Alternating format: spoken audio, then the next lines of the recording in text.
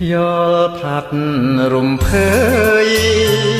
ខ្យល់អើយលះហើយម្លេះទេ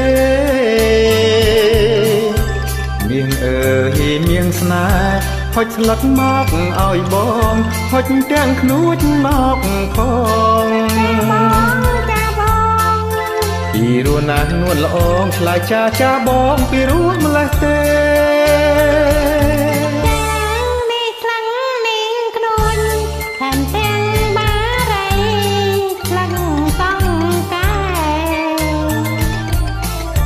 អរគុណអរគុណ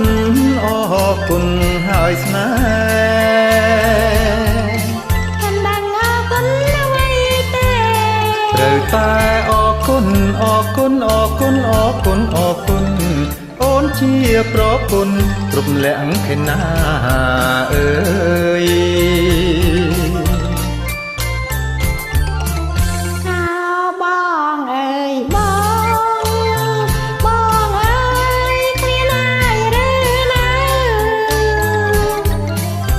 មិនឃ្លានទេពើបើតបារីនេះទៅឆ្ងាញ់ណាស់ណាពើឆ្ងាញ់ណាស់ឆ្ងាញ់ណាស់ឆ្ងាញ់ណាស់អូនណាយបងសងបងហើយប្រាសាទវាំងជ័យអូប្រាសាទប្រាសាទប្រាសាទណារឺស្អីប្រងខ្លាំងអើយនឹងហើយហៅថាប្រាសាទស្នេហាសប្បាយឬទេអនណាកែវណា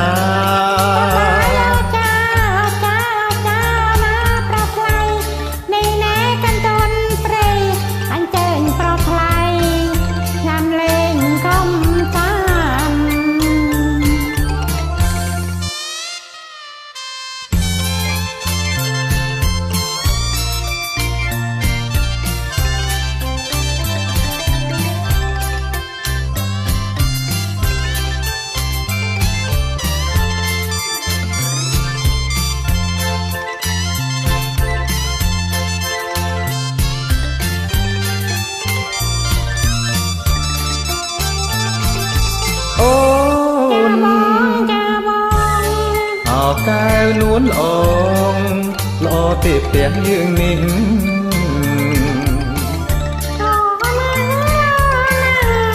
តែមកតែនេះដូចប៉ិន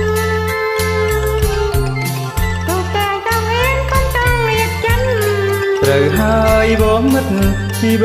វិតយើងមានសងខឹមញញឹមទៅអូនបងចង់បានកូនមុខដូចអូនណាស់